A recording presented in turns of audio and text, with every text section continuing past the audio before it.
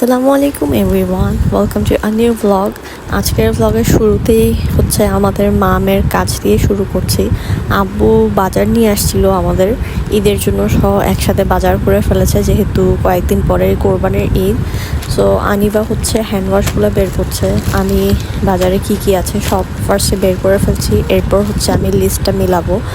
আনিবা আমাকে কাজ করতে দেখেই তারও মাথায় ঢুকে গেছে, মা যেহেতু কাজ করছে আমারও কিছু না কিছু করতে হবে। আর দেখেন অবস্থা, বড় বড় মশলার প্যাকেটগুলো বের করে করে ফ্লোরে এভাবে ফেলছিল। আমি ফার্স্টে ভয় পেয়েছিলাম প্যাকেট আবার ফেটে যায় নাকি, পরে দেখলাম না, ও এত জোরে ফেলতে পারে না যে ফেটে যাবে। তো এই তো মা মেয়ে মিলে কাজ করছি, সব গুছিয়ে রাখছি। আমি কোনো কিছু করতে গেলে আনিবা আমাকে হেল্প করতে চলে আসে, এটাই অনেক বড় পাওয়া আলহামদুলিল্লাহ। ভিডিওগুলো অবশ্য 1 সপ্তাহ 10 দিন আগের করা, কারণ মাঝখানে আমার খুবই শরীর খারাপ ছিল। এরপর আনিবাও অনেক অসুস্থ ছিল, আমার বাচ্চাটা 102 ডিগ্রি জ্বর ছিল, অনেক খারাপ অবস্থা ছিল। সো এগুলো আগে ভিডিও করা ছিল, আমি আসলে সময় পাইনি এডিট করার জন্য। এখন বসে বসে এডিট করছি। এই তো লিস্টটা নিয়ে আমি হচ্ছে লিস্টের সাথে সব মিলাচ্ছি। আর আনিবা কাহিনী দেখেন কি করে, সে সব কিছু ঘাটাঘাটি করতেই সবচেয়ে বেশি পছন্দ করে। আরেকটা জিনিস দেখাই, আমি ওকে সব কিছু দিচ্ছিলাম, সে একটা একটা করে নিয়ে নিয়ে আমাদের যে স্টোরেজের আলমারিটা আছে ওখানে সবগুলা গুছিয়ে গুছিয়ে রাখছিল। ও এই কাজটা করতে খুবই পছন্দ করে। 1 কেজি ওজনের চিনি, লবণ এগুলার প্যাকেটগুলা সে আলগায় আলগায় অনেক কষ্ট করে ঢুকাচ্ছিল। আমি তাকে করতে দিই না, তারপর সে এটা করার জন্য নিজে অনেক কষ্ট করে করে দেখেন আপনারা, একটা একটা করে নিয়ে নিয়ে স্টোরেজের ভিতর ঢুকাচ্ছে। তো আমি একটু করে ভিডিও করে রেখেছি মেমোরিজ হিসেবে, ব্লগেও দিব। আব্বু আনিবার কাজ কারবার দেখে হাসতে হাসতে শেষ। আব্বু একটা চেয়ার নিয়ে বসেছিল তখন আনিবা কীভাবে ঢুকাচ্ছে দেখার জন্য। বেচারি আলগাতেও পারছে না, গায়ে কোনো শক্তি নেই, খাওয়া নাই দাওয়া নাই, গায়ে আর এনার্জি কোত্থেকে থাকবে। ওর গায়ে শক্তি আছে এটা আশা করাও আসলে ভুল। এরপর আমি এগুলো আবার সব একটু অর্গানাইজ করে রাখছি। আনিবা যেহেতু রেখেছে সব এদিক ওদিক করে, কারণ অনেক বাজার যেহেতু সব গুছিয়ে রাখতে হবে। ম্যাডাম আবার মাঝখান দিয়ে এসে লবণ প্যাকেট রাখছে, আমি এগুলো গুছাচ্ছি, সে আরও জিনিস এনে ঢুকাচ্ছে।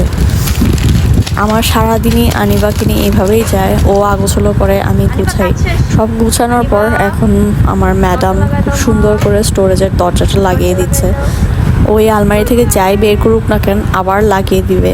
এদিকে আমার ওষুধ হাতে, আনিবা আমাকে একটা একটা করে ওষুধ খাওয়ানোর জন্য আমার হাত থেকে ওষুধগুলো নিচ্ছিল। আমার এত শরীর খারাপ লাগছে, আমি শুয়ে আছি আর আনিবা হচ্ছে এটা নিয়ে খেলছে। এই খেলনাটা নর্মালি বাচ্চারা যখন শুয়ে থাকে তখন খেলার, বাট আনিবা তখন এটাতে কোনো মজাই পেত না। এখন এই যে ক্লিপগুলো দেখতে পাচ্ছেন, এগুলো যখন আনিবার অনেক জ্বর ছিল তখনের নেয়া। আমার বাচ্চাটা জ্বরে একদম কাহিল হয়ে গেছে, 102 ডিগ্রি জ্বর উঠেছিল, সারাদিন আমার সাথে লেগে থাকতো। এত কষ্ট পেয়েছে বেচারি বলার বাইরে। একদম মানে এমনিতেই খাওয়া দাওয়া ঠিক মতো করে না, জ্বরের কারণে খাওয়া দাওয়া আরোই বন্ধ হয়ে গেছে তার, এরকম একটা সিচুয়েশন হয়েছিল। তো আমরা হচ্ছে আনিবাকে ডাক্তারের কাছে নিয়ে যাচ্ছি। এটা হচ্ছে ওই সময়ের একটা ক্লিপ, গাড়িতে আনিবা ঘুমিয়ে গেছে, জ্বরে এত বেশি দুর্বল হয়ে গিয়েছিল, সে আসলে কোনো এনার্জিই পেত না। সো আমরা আনিবাকে ডাক্তারের কাছে নিয়ে যাচ্ছি। কি যে একটা অবস্থা গেছে, আমার শরীর খারাপ, আনিবার শরীর খারাপ। সো আমরা ডক্টরের কাছে চলে আসছি, এখন হসপিটালে চলে আসছি। আনিবা এখন ঘুম, আর এখানে এটা হচ্ছে বাচ্চাদের সেকশন, এখানে পেডিয়াট্রিক ডিপার্টমেন্টের সব ডক্টররা বসে। তো আমরাও এখানে ওয়েটিং রুমে ওয়েট করছি। আনিবা এদিকে ঘুমাচ্ছে, আমরা চিন্তা করছি ও যেহেতু এই ঘুমের মধ্যেই সব কিছু করে ফেললে ভালো হয়। এটা প্রিপারেশন রুম, এখানে বাচ্চাদের হাইট, ওয়েট, বডি টেম্পারেচার এগুলোর সময় মেজারমেন্ট করে। এখন আনিবার হাইট দেখছে, এই যে পাশে এখানে আনিবা যখন ছোট ছিল ওকে শোয়ায় ওর ওয়েটটা মাপা হতো। এখন আনিবার হাইট হয়েছে 2.5 ফুট, মাশাল্লাহ। ওর ওয়েট মেপেছি আমি সহ ওয়েট মেশিনে উঠে। ঘুম থাকা অবস্থায় ডক্টর দেখিয়ে ফেলেছি, এখন আমরা একটু ক্যান্টিনে যাচ্ছি। আমার যেহেতু অনেক গলা ব্যথা তাই ভেবেছি একটু গরম চা বা কফি যেটাই পাওয়া যায় খাবো। সো আনিবা যেহেতু ঘুম থেকে উঠে গেছে, ও ক্যান্টিনে এসে হাঁটা শুরু করে দিল। আমরা এখানে একটু চা সিঙ্গারা খেয়ে বাসার দিকে চলে যাচ্ছি, কারণ আমরা এখানে এসেছি ডাক্তারের জন্য ওয়েট করতে করতে অনেক দেরি হয়ে গিয়েছিল। এটা আনিবার একটা ফেভারিট কাজ, এখন বসে বসে গরুর হাটের নিউজ দেখে, গরুর হাট দেখে টিভিতে লাইভ, এইভাবে বসে বসে সেই টিভির দিকে তাকিয়ে থাকে।